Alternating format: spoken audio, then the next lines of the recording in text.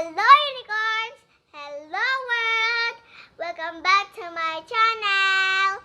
In today's video, it will be different because my mom took over the vlog. She'll share to us how to bleach your hair and color it magenta.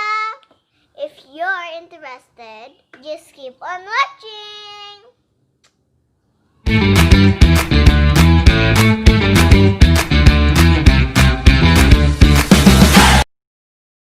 Disclaimer, I'm not a professional or even a hairdresser. This is just how I do it on my own. Bleaching or dyeing your hair at your own risk. First, you need to prepare the materials needed. I have bleaching powder. Sachet lang po yung ginamit ko para makatipid. Hair clips for sectioning your hair. Next is the EPSA Developer 12%.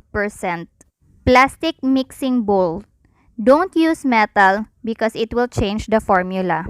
The comb and brush. The hair colors that I'm going to use. Magkaibang brand at magkaibang kulay. Gloves to protect your hand. This is to protect your ears. My favorite hair treatments. Conditioning treatment wax. The other one is keratin hair therapy. And the last one is the keratin coconut oil from Lux Organics. I'm going to use all of them after I bleach my hair. Para deep condition talaga. I don't have purple shampoo, but I really recommend it because it will help your hair from browsiness and to tone down your hair. Wear a shirt na wala kang pakialam pag namansyahan. Next is mixing. Mix 1 cup bleach, 2 cups developer, and 1 cup 0.0. Section your hair into 4 parts para ma-even out yung pagkalagay ng bleach. Protect your neck, body, and even your ears kasi mahapdi ang bleach. Before bleaching, you need to prepare your hair. Don't wash your hair for 3 days. You need the natural oil of your hair to protect your scalp and your hair from being too damaged. In putting bleach on your hair, you should start away from the roots if you don't want to have a lighter roots and a dark tips. Kasi madaling mag-process ang root part ng hair dahil meron itong heating process. You should be generous to your hair. Damihan ang paglagay ng bleach para even. Huwag mong tipirin ang paglalagay ng bleach sa buhok para walang patsa-patsa.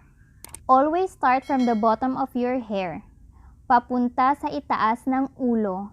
In this way, hindi ka mahihirapan lagyan lahat ng strands ng hair mo. Don't comb your hair when applying bleach. In this very moment, your hair is very fragile. Madali siyang maputol kaya hindi pwedeng suklayan ang buhok pag nag-a-apply ng bleach. So as you can see, pinipress ko lang, minamassage konti to make sure na nalagyan ng bleach every strand of my hair. Small parts of hair section lang lagi when applying bleach. Huwag kumuha ng malaking portion or maraming buhok para ma-sure mo na lahat ng strands ng buhok mo ay malalagyan ng bleach para even ang pagkalagay at walang patsa-patsa. Reminder, if you want to bleach your hair, you have to give up straightening or rebond. So you have to choose between the two, bleach or rebond. If you can't give up rebond, then don't bleach your hair. If you feel hot or irritating, don't worry, it's normal. Middle and tips of your hair only. Ibabad mo muna ng 30 to 35 minutes and cover it with plastic para mag-heat up at ma-process ng mabilis. After 35 minutes, it's time for me to apply bleach sa root part ng hair ko. Always start from the bottom and make yourself way up. Don't forget na konting section lang lagi para to make sure na lahat ng strands ng hair ay malalagyan. After applying, ilagay ulit ang plastic to heat up at ibabad for 15 to 25 minutes. Actually, for me, the time doesn't really vary at all times. Nakadepende talaga yan sa buhok mo if madaling kumulay or not. So always check your hair every 5 to 10 minutes. In washing your hair, you should use purple shampoo to tone down your hair at mawala yung browsiness.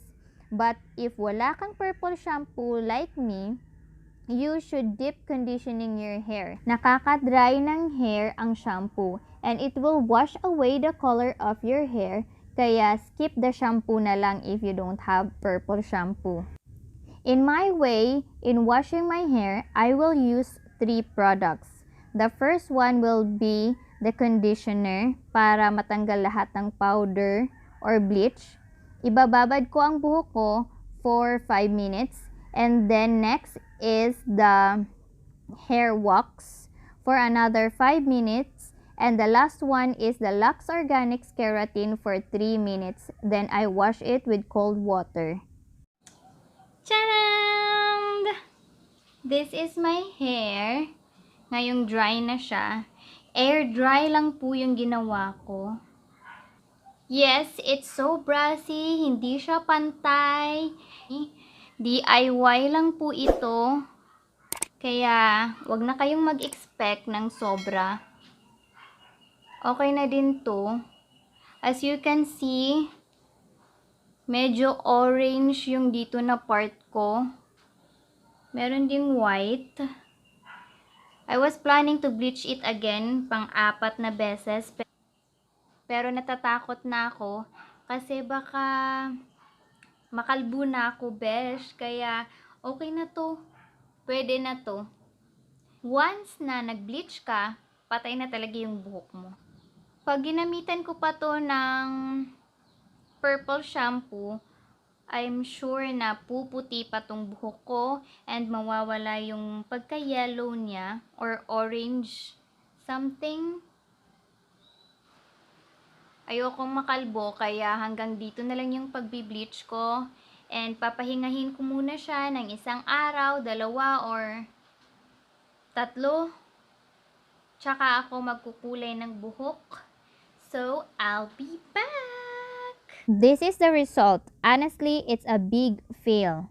So, I need to do it again after 3 to 7 days.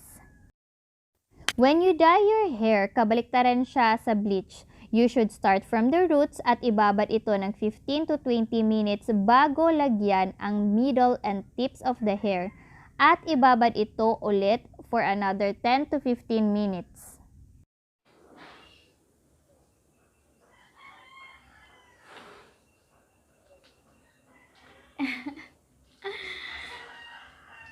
I love my hair.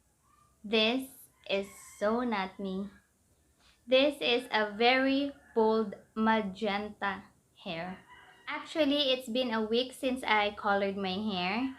So, naglighten up na siya because I washed it with shampoo already. Supposed to be when you dye your hair, kailangan may 3 araw kang hindi maliligo. I mean, 3 araw na hindi mo babasain yung buhok mo. To let it rest. When the day comes that you need to shampoo your hair, you should not use shampoo.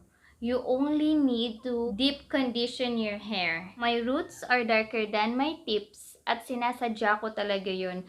So that pag tumubo na yung black hair ko, hindi siya masyadong awkward kasi dark yung roots ko. I'm happy with my look. Ang importante, hindi pa ako kalbo.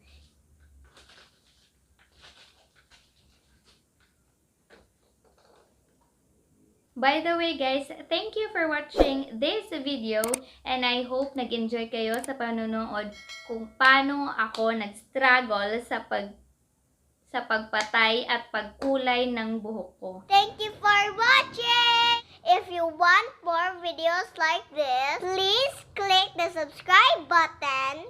Bye!